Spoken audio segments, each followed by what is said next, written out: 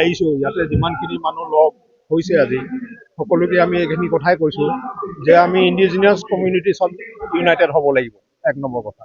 2 number কথা, আমি নিজে নিজক মানে ছাৰ্ভাইভ কৰিব পৰা কেপাচিটিটো আমি মানে আনিব লাগিব। এইটো সদায় এইটো আমি হাতযোৰ কৰি জীয়াই থাকিব নোৱাৰোঁ। আমি নিজেও মানে আগবাঢ়ি যাব পৰা সেই কেপাচিটিটো আমি গ্ৰ' কৰিব লাগিব। আৰু ইয়াতে যিমানবিলাক মানে হিন্দুস্তানী মানুহে গোটেই দখল কৰি লৈছে এইবিলাক চব বয়কট কৰিব লাগিব। আমি মাৰি কাটি পেলাই খেদিবলৈ নোৱাৰোঁ, এইটো কনষ্টিটিউচনেল আমাৰ মানে বাধা আছে। কিন্তু আমি ইকনমিকেলি তেওঁলোকক যেতিয়া বয়কট কৰিম নিজে নিজে তেওঁলোক যাবলৈ বাধ্য হ'ব।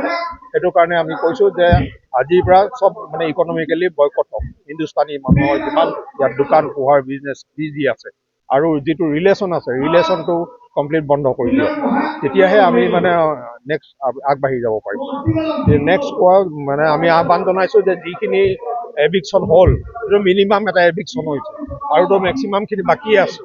তো এইখিনি যাতে ইলেকশ্যনৰ আগে আগে কমপ্লিট কৰে এভিকশ্যনটো, আৰু যিবিলাক ট্ৰেড লাইচেঞ্চ কেঞ্চেল কৰাৰ প্ৰতিশ্ৰুতি দিছিলে গভৰ্ণমেণ্টে সেইখিনি যাতে ইমিডিয়েট কেঞ্চেল কৰে।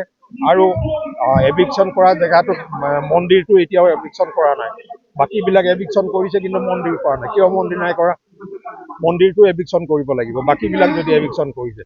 সেই কথাখিনি আমি কৈছোঁ আৰু আমি আশা কৰিছোঁ যে নেক্সট ইয়াৰ পিছৰ পৰা কাৰ্বি আংলঙৰ গোটেই ট্ৰাইবেল মানুহ আৰু ইণ্ডিজিনিয়াছ মানুহ একলগ হৈ মিলি পেলাই এই যিখিনি আছে গ্ৰিভেঞ্চেছ সেইখিনি আদায় কৰিবৰ কাৰণে চৰকাৰৰ ওচৰত আগবাঢ়ি যাব।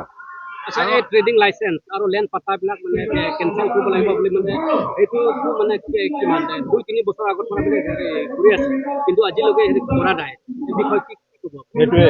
সেইটো মানে ইমান দিনে কাৰ্বি ৰাইজে অকলে ট্ৰাই কৰি আছিলেতো, সেইটো কাৰণে ইমান গুৰুত্ব দিয়া নাছিলে।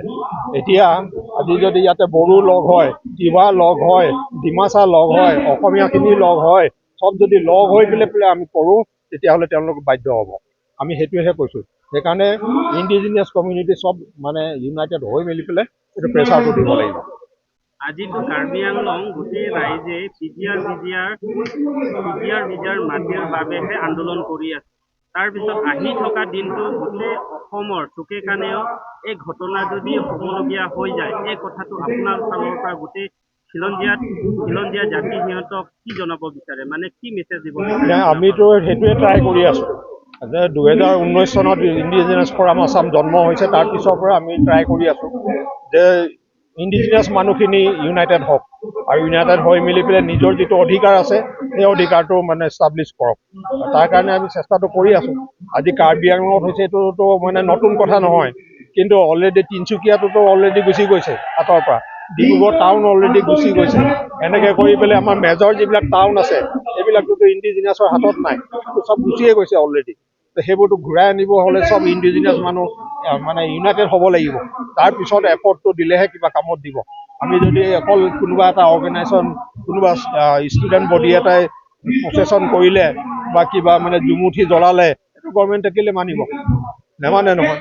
গতিকে চববিলাক মানুহ মানে এটা পৰ্যায়লৈ যাবগৈ লাগিব, তাৰপিছত গভৰ্ণমেণ্ট বাধ্য হ'ব।